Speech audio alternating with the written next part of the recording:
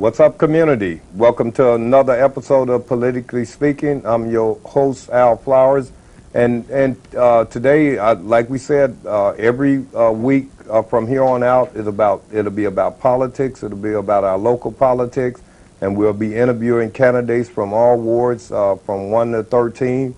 And today is my honor to present Kris, who's running over in Ward 13, and he's on the Independence Party and a Republican endorsement. But I'll let him first introduce himself, and then I'll get into some questions of why he's running.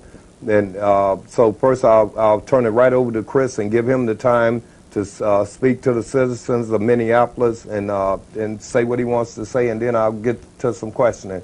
So welcome, Kris. And it's on you. Thanks, Al. Yeah, again, like Al said, I'm Kris Broberg, and I'm running in Ward 13, Minneapolis. And I've lived there for 12 years and grew up around Minneapolis and been around Minneapolis my whole life, but lived in Southwest for 12 years and really love living there. My wife and I do. And big reason I'm running is because of what's happening with property taxes in the city and what's about to happen to them in the years to come. We're looking at a doubling or tripling of our property taxes in the next 9 years. And I know that's going to force a lot of people out of Southwest, and you know, I'm concerned. We love living there. That's why I'm running. Thanks. And Kris, I'll get right into questioning about the 13th Ward. It's in the 13th Ward. That's a big tax base in the city of Minneapolis, and they take most of the burden of what goes on all over Minneapolis. But they take a lot of, the rest of the parts of the city of Minneapolis is real hard. I'm thinking about things that happen at school, the school district, and they complain about what's going on over Southwest. And my first question about the division of it's one city, it's Minneapolis. How do you, from the 13th Ward, bring all the whole city together? How can you do that? Boy, that isn't something that any one politician can do. I don't believe. I believe that that's something that's all about community working together, and I don't think that those type of issues are things that people at City Hall can deal with. And all we can do, as a representative for our ward is to represent the interests of our ward, and hopefully that combining and coming together of 13 different wards and 13 different representatives can come together with the type of community we have. And I don't think I can do anything in particular to bring the whole city together, although it is one city and it's a great city. And I'd love to see other parts of the city, have the success and be as safe as it is to live in Southwest and be as, and they are beautiful places to live. So, but I'm just going to go there and represent the interests of the people of Southwest Minneapolis.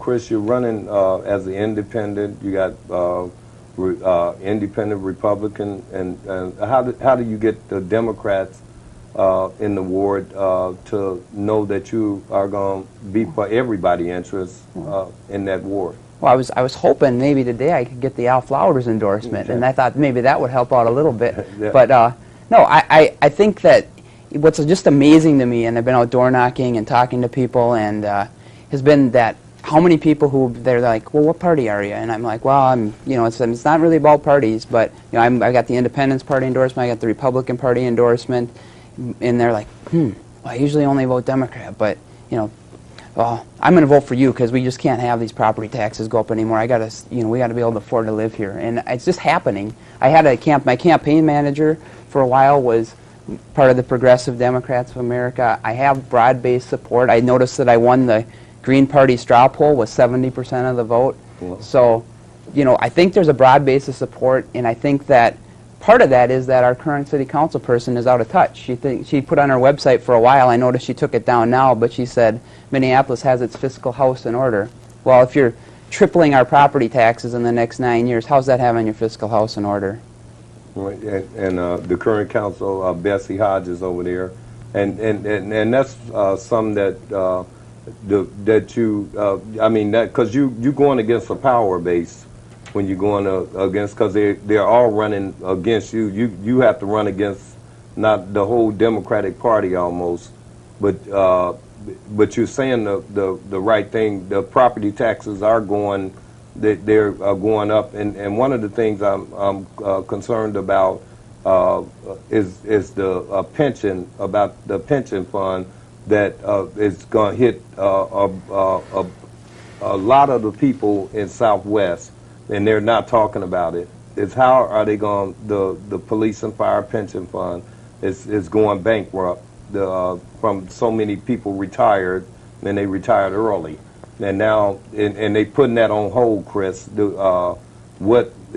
After the election, you will get property taxes in Southwest because it's not being addressed now. Well, it's not even on hold. I went to the meeting, and the mayor put his budget forward, and you're looking at 11.9% this coming year. They say that'll feel like 6.5%. But that even if that sounds reasonable to you, just wait, because in 2011, depending on how they work out some TIF districts, it's going to feel like between 15.3 and 22% tax increase in our ward. And the pension funds are how they get away with this, because there is a maximum levy increase of 8%. Mm-hmm. But because of these pension plans, they're allowed to raise it, virtually unlimited. And that's what I base my tripling of the property taxes on, is that they budgeted in 8% per year for the next 9 years, and already in the first 2 years they're going 11.9 and whatever that's going to be 22, feel like 22.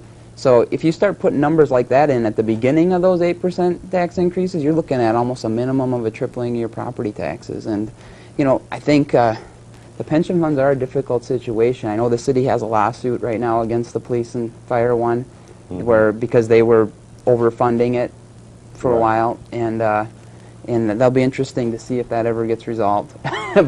but these are huge problems, and I don't think that the current city council is taking them seriously. It's obvious by their statement that their fiscal house is in order, even though they have this huge mess in front of them.